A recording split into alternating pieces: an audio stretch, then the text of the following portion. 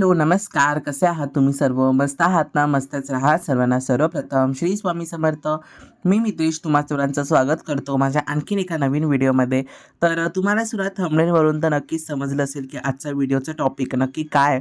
तर आज आहे आपल्या सर्वांचा असा आवडता दिवस, तो म्हणजे संकष्टी चतुर्थी आणि बाप्पाचा आपला दिवस आहे. म्हणजे आज सगळं असं मस्त साग्र संगीत झालंच पाहिजे. देवपूजेपासून सर्व गोष्टी अशा मस्त साग्रसंगीत झाल्या पाहिजेत. तर मग माझा पण आजचा तोच प्रयत्न होता, की सर्व गोष्टी म्हणजे पूजेमध्ये ज्या ज्या काही गोष्टी आहेत त्या सर्व गोष्टी अशा मस्त पारंपरिक, अगदी ट्रेडिशनल आणि असं सुसंस्कृत पद्धतीने झालं पाहिजे. तर मग सुरुवातच अशी देवघराची पूजेपासूनच झाली होती. म्हणजे देवघर सगळे देवबिव उचलून घेतले. त्यांना आता स्वच्छ करणार आहे, म्हणजे उजळवणार आहे. आणि त्याच्यानंतर सगळ्यात महत्त्वाचं ते म्हणजे हे देवघर, देवघर मस्त साफ करतोय, चकचकवून साफ करतोय. पहिलं ओला कपडा मी डायरेक्ट ओल्या कपड्यानेच हे करतो, कारण स्वच्छ होऊन जातं त्याच्याने मस्त. आणि माझ्या या देवघराला ना आता गेले 9 वर्ष पूर्ण झालेली आहेत माझ्या या देवघराला. 9 वर्षापासून हे मी देवघर वापरतोय आणि अजून तशाच्या तशा कंडिशनमध्ये, अजिबात ते खराब झालेलं नाही आहे. खूप सुंदर आहे, सागाचं आहे, पण खूप छान आहे. आणि त्याला मी नेहमी अशा प्रकारे साफ करतो, एकदम चकचकवून एकदम साफ करतो. त्याच्यानंतर मला आहे ना बऱ्याच जणी पायऱ्या कशा आहेत त्या विचारल्या होत्या. तर आता तुम्हाला असं डेमो म्हणून दाखवतो. एकदा रीतसर तुमच्या सणासोबत शेअर करेन.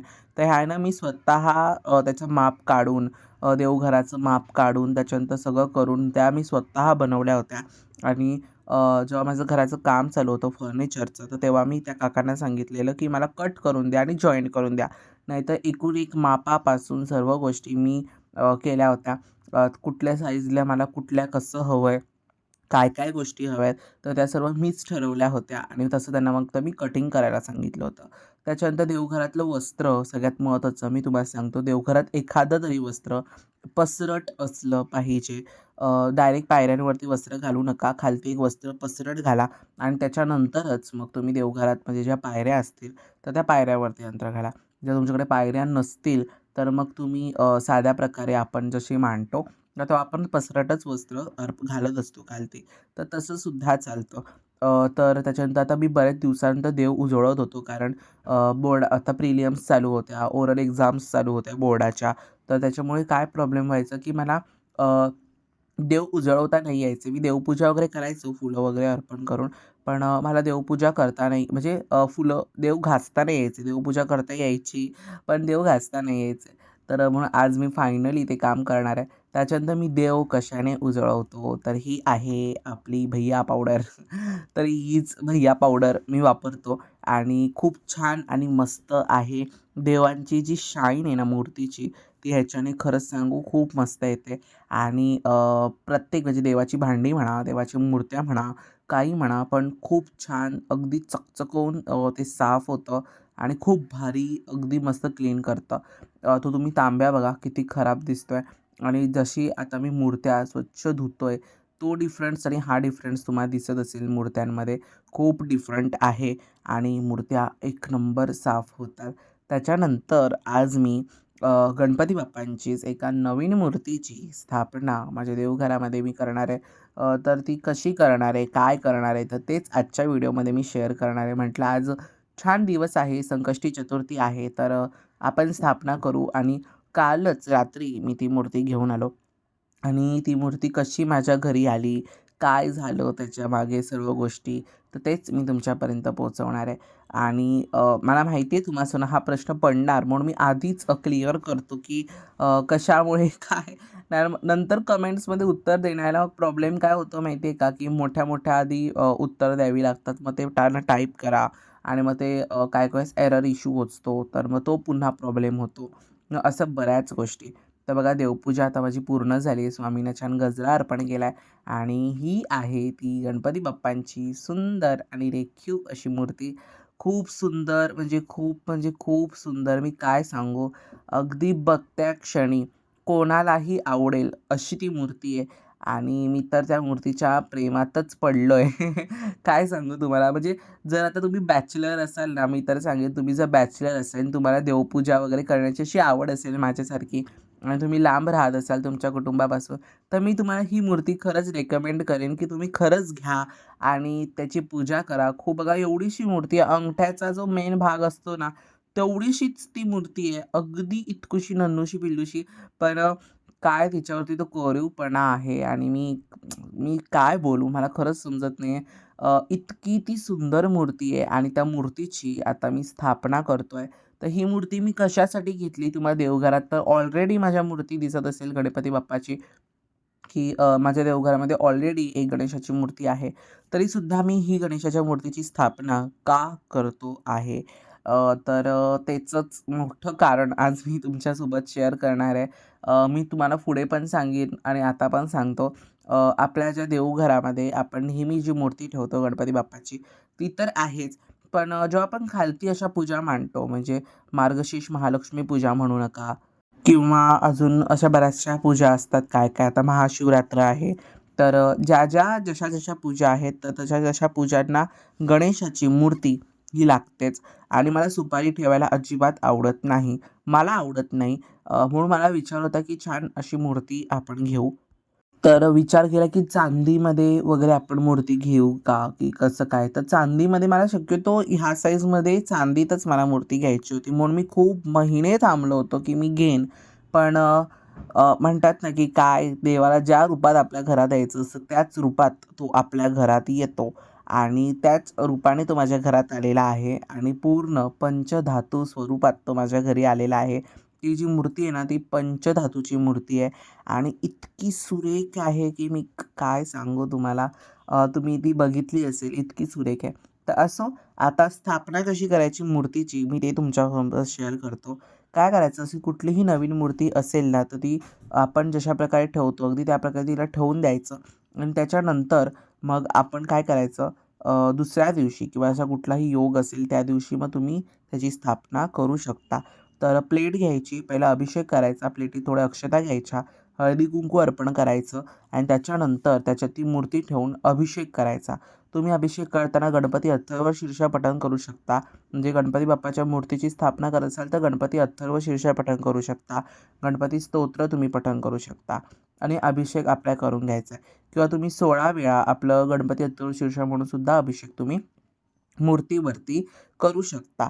त्याच्यानंतर मग काय करायचं, पूजा मांडताना जिथे आता तुम्ही मांडताय, तर मी देवघराच्या समोरच मांडतोय. तिथे एक विड्याचं पान घेतलंय, त्यावरती मी तांदूळ म्हणजे अक्षता ठेवल्यात. त्याच्यावरती तुम्हाला गणेशाची मूर्ती ठेवायची. आता हे माझ्याकडे आसन आहे, मी नवीन घेतले कालच मूर्तीसाठी आणि त्याच्यावरती मग मी गणेशाची मूर्ती स्थापन केली आहे. त्याच्यानंतर मग गणेशाला तुम्हाला छान असं मस्त अष्टगंध लावायचा आहे. अष्टगंध लावल्यानंतर तुम्ही ह्या मूर्तीला जानवं अर्पण करू शकता. पण माझी मूर्ती तुम्ही बघा की खूप छोटीशी आहे. तर म्हणून मी जानवं त्याला अर्पण नाही केलं आणि संध्याकाळच्या पूजेमध्ये मी त्याला गेज वस्त्र अर्पण करणार आहे. म्हणजे जे गेज वस्त्र असतं आपलं कापसाचं, तर ते अर्पण करायचं आहे. त्याच्यानंतर मग दुर्वा आपल्याला अर्पण करायच्या आहेत आणि तुम्हाला यथाशक्ती जसं जमतंय तशा प्रकारे तुम्हाला फुलं जशी मिळतात तशा प्रकारे तुम्ही फुलं अर्पण करा. त्याच्यानंतर आता मी फुलं अर्पण करतोय आणि माझं काय-काय ह्या सर्व गोष्टी डेकोरेशनच्या सुरू आहेत. म्हणजे मी गजरा काढला, काय-काय करतोय, गजरा लावून बघितला की कसं दिसतोय. नंतर बॅकग्राऊंडला असं फुलांचं असतं ते लावून बघितलं, मग ते कसं दिसतंय. म्हणजे पूजा तर माझी होतेच, पण त्यासोबत माझी पूजा आणखीन सुंदर कशी दिसेल हाच माझा नेहमी विचार असतो. आणि मला ना गजरा मला हवाच होता, खास करून मला गजरा ठेवायचाच होता आणि शेवटी तो बाप्पाने स्वीकारलेला आहे.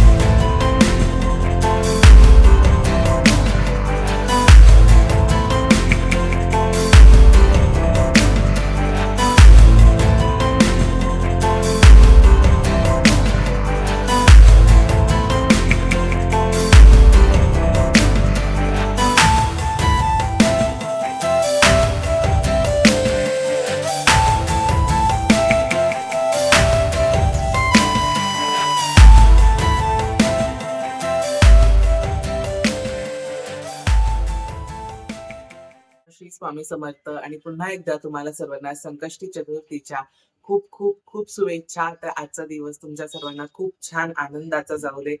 हीच आपल्या गणपती बाप्पाच्या चरणी प्रार्थना. आज मी नवीन मूर्तीची स्थापना केलेली आहे. तुम्हा सगळी गोष्ट खूप अशी सरप्राईजली असेल. अगदी सरप्राईज असं आलंय पटकन तुमच्यापर्यंत, कारण मी ना आधीच्या व्हिडिओमध्ये दाखवलंय ना मी आताच्या व्हिडिओमध्ये म्हणजे आताच्या व्हिडिओत सांगितलंय डायरेक्ट. म्हणजे मी मूर्ती कुठून घेतली, काय-काय तर ह्या सर्व गोष्टी मी काहीच त्याच्यात सांगितल्या नाही. पण त्या का नाही सांगितलं, कारण माझं असं मनात अजिबात नाही, की माझ्याकडे मूर्ती ती तुमच्याकडे नसावी किंवा बाकीच्या अशा गोष्टी असं माझ्या मनात अजिबात नाहीये. नाहीतर असं जर माझ्या मनात असलं असतं, तर मी कुठल्याही गोष्टीची कधी तुम्हाला लिंक दिली नसती किंवा कुठून घेतलं असतं, ते काहीच सांगितलं नसतं. भले ती गोष्ट प्रमोशनची असू दे, पण त्या गोष्टीचं मी काही तुम्हाला सांगितलं सुद्धा नसतं. मी प्रमोशन आणलं सुद्धा नाकारलं असतं. पण असतं ना, की ती दैवी शक्ती तुमच्यापर्यंत सुद्धा पोहोचली पाहिजे आणि तेच होतंय. आणि ही मूर्ती आता जी मी गणेशाच्या मूर्तीची आता मी स्थापना केलेली आहे, तर ती मूर्ती लालबागला गणेश गल्लीमध्ये गुरुकृपा धार्मिक ग्रंथ भंडार असं त्यांच्या दुकानाचं नाव आहे. तर तिकडनं आहे मी मूर्ती घेतली. त्या मूर्ती घरी येण्यामागचं एकदम खरंच हे सांगतो तुम्हाला. काय झालं, अ, माझा एक मित्र आहे, तुम्ही ज्याच्याकडनं खूप छान असे मस्त मुखवटे घेता महालक्ष्मी आईचे, सुरव 53 क्रिएशन म्हणून. तर त्या सुरवसोबत मी गेलो होतो. त्याचं काही दुकानामध्ये काम होतं लालबागला, जे मी तुम्हाला सांगितलं, जिकडनं आम्ही नेहमी फोटोज माझे घेतो, प्रभात फ्रेम मेकर्स. तर तिथे मी त्याला नेलं होतं आणि त्याने तिकडनं त्याचं फोटोचं काम झालं आणि आम्ही घरीच यायला निघत होतो. घरी यायला निघत होतो तेवढ्यात त्याचं लक्ष त्या दुकानाकडे गेलं. तो बोलला, "चल ना आपण बघून येऊया, काय-काय घ्यायचं आहे आपल्याला, तर आपण ते बघून येऊया." तर मग आम्ही दोघं सहज गेलो. म्हणजे माझ्याही मनात काय नव्हतं, मी असं घराबाहेर पडलो सुद्धा नव्हतं, की मला मूर्ती घ्यायची आहे बाबा. असं ह्याच्याने मी गेलो सुद्धा नव्हतो आणि तो बोलला, "चल ना, आपण बघून या मूर्ती वगैरे कसं काय आहे सर्व." आणि तसं त्याच्यानेच आम्ही गेलो आणि सर्व आम्ही सामान वगैरे घेतलं. मला भस्म वगैरे घ्यायचं होतं महाशिवरात्रीसाठी आता लागणार आहे, तर मी भस्म वगैरे घेतलं आणि किचन्स माझ्या भावाला हवे होते, तर मी किचन्स घेतले. म्हणजे आपल्या गणेश गल्लीचं असा मस्त तो हात आहे यावर्षीचा, म्हणजे मागच्या वर्षीचा 2025च्या गणपतीचा. तर खूप अप्रतिम मूर्ती होती आपली गणेश गल्लीची. असं तर टॉपिक क्लोज होऊन जाईल तो. तर तिकडनं बाहेर पडत होतो आम्ही दुकानातनं आणि सहज सुरवची नजर जी मूर्ती आहे ना, त्या मूर्तीवरती पडली. अगदी सहज. योगायोग होता की काय मला नाही माहिती. पण अगदी सहज त्या मूर्ती त्याची नजर ती गेली. तो मला बोलला, की "मी तर शिव आहे, पण मूर्ती बघ किती सुंदर आहे." आणि जेव्हा मी ही मूर्ती पाहिली, तेव्हा माझं खरंच असं डोळ्याचं पारणं फिटल्यासारखं झालं, की एवढ्याशा म्हणजे माझा हा जो अंगठा आहे ना, त्या अंगठ्याचा हा एवढ्याशा भागात ती मूर्ती आहे आणि अगदी असा आशीर्वादाचा जो तुम्ही हात असा बघाल ना, तो सुद्धा अगदी असा छोट्या-छोट्या गोष्टीने कोरलेला आहे. म्हणजे काय सांगू, जे मनामध्ये आहे ना माझ्या गणपती बाप्पाबद्दल ते त्या मूर्तीमध्ये उतरलं गेलं असं मला वाटलं. आणि मला असा मोह झाला, की ही मूर्ती आता माझ्याकडे असलीच पाहिजे आणि ही मूर्ती माझ्याकडे आलीच पाहिजे. अगदी असा माझा मोह झाला आणि मी कशाचाही कदाकाळी विचार न करता मग मी विचार केला, की ती मूर्ती आपण घेऊ. विचार केला. मी सुराला सांगितलं, की "तू बघ यातली कुठलीतरी चांगली अशी मस्त मूर्ती असेल ती तू घे." आणि मग तो आणि मला ती असं चॉईस करून दिली. ती मूर्ती मग मी घेतली आणि मग त्याचं पेमेंट वगैरे केलं, सगळ्या गोष्टी झाल्या आणि मी भस्म सुद्धा घेतले. ते सुद्धा तुमच्या सर्वांना दाखवतो मी. चला. आणि मी ना आता खरंच सांगू इतका हॅपी आहे ना, खूप काय सांगू मी तुम्हाला आणि मी मूर्ती कसल्या हेतूने मी घेतली ती सुद्धा तुम्हाला दाखवतो. तर पहिलं मी भस्म घेतलंय. ह्याच्यात ना त्यांनी मूर्ती मला पॅक करून दिली. म्हणजे बॉक्स-बिक्स पॅकिंग नाही ती. मला वाटलं त्यांनी बॉक्स पॅकिंगमध्ये दिली पाहिजे, कारण एवढ्या एक्सपेन्सिव्ह आणि इतक्या सुंदर मूर्त्या असतात आणि ते बॉक्स पॅकिंग वगैरे देत नाहीयेत. तर मी घेतलंय हे भस्म. हे पण खूप सुंदर आहे आणि मला आवडलं. म्हटलं थोडंसंच असलं बरं, कारण एकदमच मोठा आपण घेतला ना, तर मग ते काही वेळेस पडतं, मग खराब होतं. त्यापेक्षा थोडं-थोडं आपण नंतर पाहिजे तर इन्व्हेस्ट करून आपण घेऊन येऊ शकतो. पण असं थोडं-थोडंच घेत जावा आणि ही ना ही मी पावडर घेतली आहे भस्माची संपूर्ण. असा अखंड तो खडा असतो ना, तो नाही घेतलाय. मी असं आहे ना भस्माची ती पूर्ण पावडर घेतली. सुगंध याला एवढा नाहीये, पण खूप छान आहे. अगदी भारी वाटतोय. तर म्हणून मी हे एक घेतलं सुरवणे, पण हे एक घेतलं आणि म्हणजे आता महाशिवरात्रीला महादेवाला मी नेहमी फक्त चंदन लावायचं. पण आता भस्म आहे माझ्याकडे आणि याची प्राईस ₹20 आहे. तर तुम्हाला कोणाला हवं असेल, तर तुम्ही नक्की तिकडनं घेऊ शकता. त्यांचा नंबर ना मी डिस्क्रिप्शनमध्ये देतो तुम्हाला, म्हणजे तुम्हाला ऑर्डर करता सुद्धा येईल.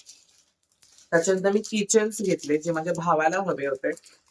तर ते किचन्स मी घेतले आणि तुम्ही सर्वांनी गणेश गल्लीचा आपला 2025चा गणपती बाप्पा बघितला असेल, तर त्यांचा हात ह्या किचनमध्ये त्यांनी घेतलेला आहे. म्हणजे खूप ट्रेंडला आला होता हा हात बाप्पाचा आपल्या गणेशाचा. तर मग मी हे किचन्स घेतले. म्हणजे माझ्या भावाला हवे होते. म्हणजे त्याला 3 हवेत आणि मला 1 हवाय. मग मी टोटल 4 घेतले आणि ह्याची एकाची प्राइस आहे ₹50.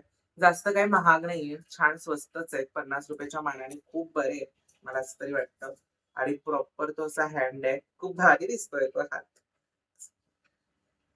छान बॅक साइडनी पण तसंच आहे आणि पूर्ण छान किचन आहे आणि ₹50 प्राइस आहे. आणि खरंच सांगू खूप छान आहे. अजून चिंतामणीचे आहेत, लालबागच्या राजाचे आहेत. तुम्हाला ज्या गणपती बाप्पाचं हवंय तिथे ते तुम्हाला किचन मिळून जाईल. प्लस बरेच असे काय-काय त्यांच्याकडे इतक्या व्हरायटी आहेत ना मूर्त्यांमध्ये मी सांगू शकत नाही. तिथे जाऊन दाखवलं तर तुम्हाला समजेल आणि मूर्ती घेतल्याशिवाय तुमचा मोह तुम्हाला आवडणार नाही. इतकी सुंदर मूर्ती आहे. आणि कॉस्ट बाबतीत म्हणाल म्हणजे पैशाच्या बाबतीत म्हणाल तर ओके, ओके तशी रेट आहे. पण त्याच्या मानाने ती तशी क्वालिटी देतात, तशी तुम्हाला वस्तू प्रोव्हाईड करतायत म्हणून त्याची ती तुम्हाला तेवढी कॉस्ट देतायत. ओके. तर हे मी एवढं घेतलं आणि गणेशाची मूर्ती घेतली. एवढ्याच सर्व वस्तू मी घेतल्यात सध्या तरी.